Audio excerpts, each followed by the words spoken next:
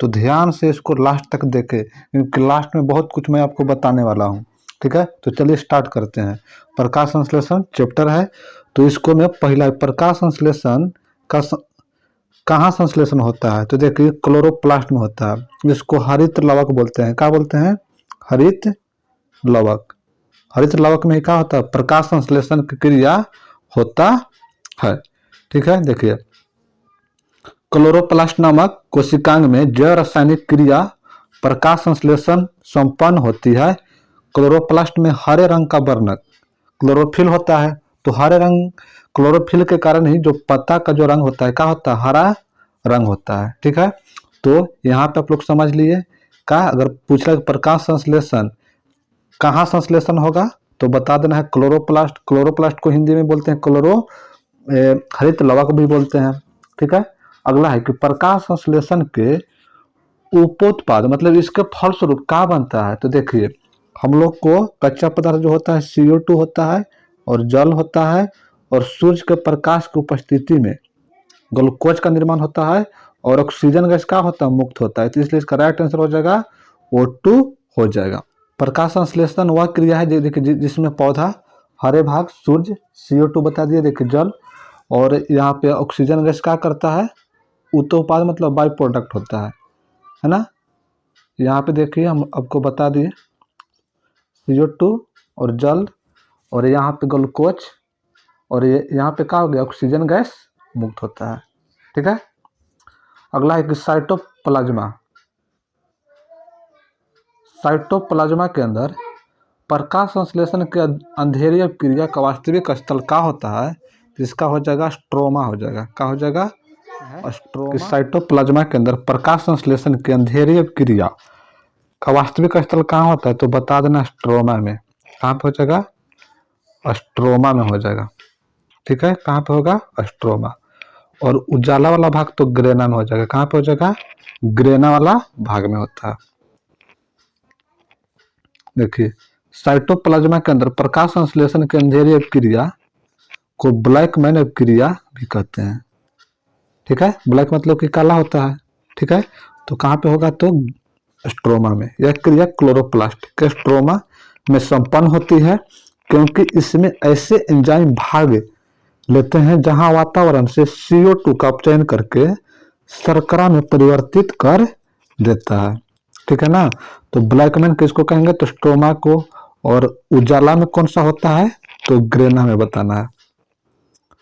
प्रकाश संश्लेषण के दौरान हरे पौधे अवशोषित करते हैं। किसको शोषित करते हैं? ऑक्सीजन तो मुक्त करता है, कार्बन मोनोऑक्साइड जो होता है विषैला गैस होता है, नाइट्रोजन हमारे गैस वायुमंडल में सबसे ज्यादा 78% है। तो पौधा क्या करता है? CO2 को शोषित करता है। CO2 को ड्राई आइस भी कहते हैं, ड्राई आइस भी कहा जाता है।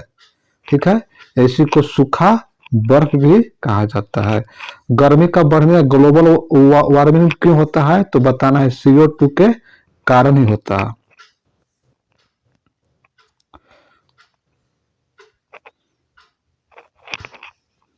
देखिए अगला है कौन सी प्रकाश संश्लेषण की प्रक्रिया के लिए आवश्यक है, तो CO2 का है आवश्यक है।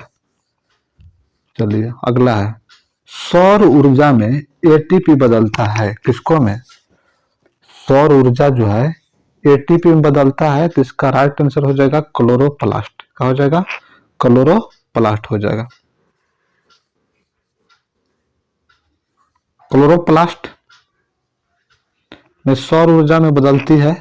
क्लोरोप्लास्ट एक पादप कोशिकांग होता है जिसको में पर्णहरित या इसी को बोलते हैं क्लोरोफिल नामक एक प्रोटीन जटिल रासायनिक या वर्णक पत्तों के हरे रंग का प्रक्रिया के लिए निम्न में से कौन सा कथन सत्य है? ठीक है, तो यह हो जाएगा ऊर्जा जो है ATP के रूप में भंडारित होती है। ये इसका क्या हो जाएगा? राइट आंसर हो जाएगा। देखिए ABPSC TRE 3 जुलाई 2024 में पूछा हुआ सवाल है। श्वसन प्रक्रिया के तहत ऊर्जा जो स्रावित होती है तथा ATP के रूप में भंडारित होती है सजीव कोशिकाओं में भोजन के ऑक्सीकरण के फलस्वरूप जिस प्रक्रिया द्वारा उत्पन्न होती है कोशिकीय श्वसन कहा जाता है। इस प्रक्रिया के दौरान जो ऊर्जा होता है एटीपी में क्या होता है, संग्रहित। प्रकाश के पौधों के झुकाव का मुख्य कारण क्या होता है, तो देखिए इसका राइट हो जाएगा परो के छायादार जो भाग की ओर ऑक्सीजन का विसरण होता है। ठीक है, झुकाव क्यों होता है, तो जहाँ पे छायादार भाग होता है वहां पे ऑक्सीजन का क्या होता है, विसरण होता है, मतलब वहां पे उड़ जाता है।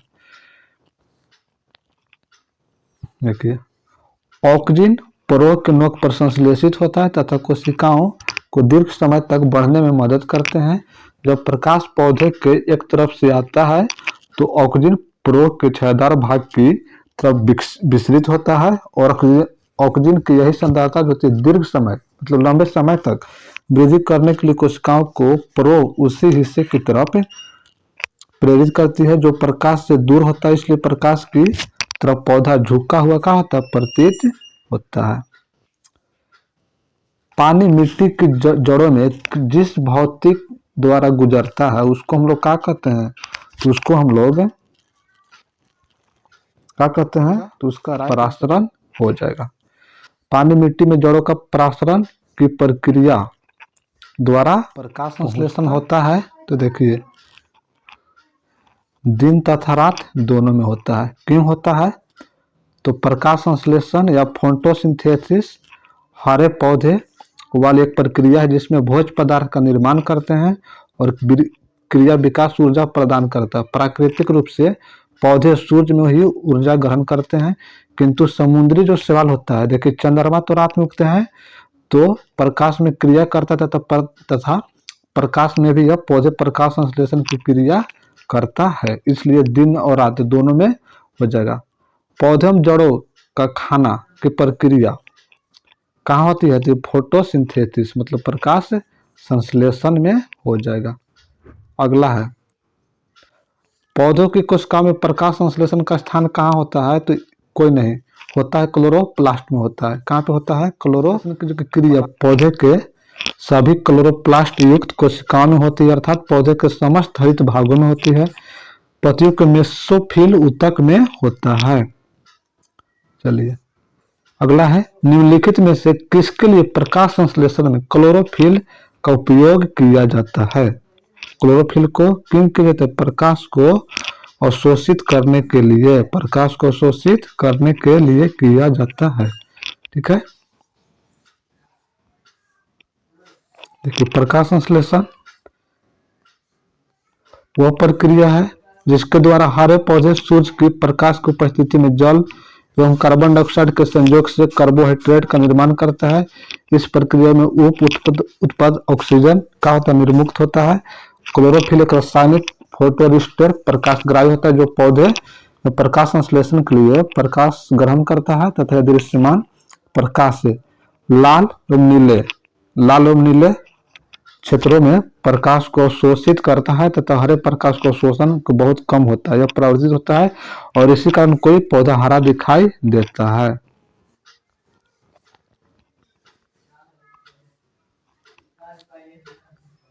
चलिए क्लोरोफिल सूर्य के प्रकाश के तरंगधार्ज को अवशोषित कौन करता है, तो लाल और नीला हम जस्ट अभी पढ़े थे। ठीक है, सूक्ष्म जीव कार्बनिक पदार्थों को तोड़ने की प्रक्रिया को क्या कहते हैं, तो उसको हम लोग कहते हैं अपघटन कहते हैं। ठीक है, क्या कहते हैं, अपघटन कहते हैं। देखिए बेजैविक घटक जो अपने पोषण के लिए उत्पाद तथा उपभोक्ता के मृत शरीर को अपघटन करता है तथा इसमें सूक्ष्म जीव बैक्टीरिया तथा कवक होते हैं। तो इस क्रिया के फलस्वरूप जटिल कार्बनिक पदार्थों कार्बन, लवण, फास्फोरस, कैल्शियम आदि तत्वों को विघटित कर देता है।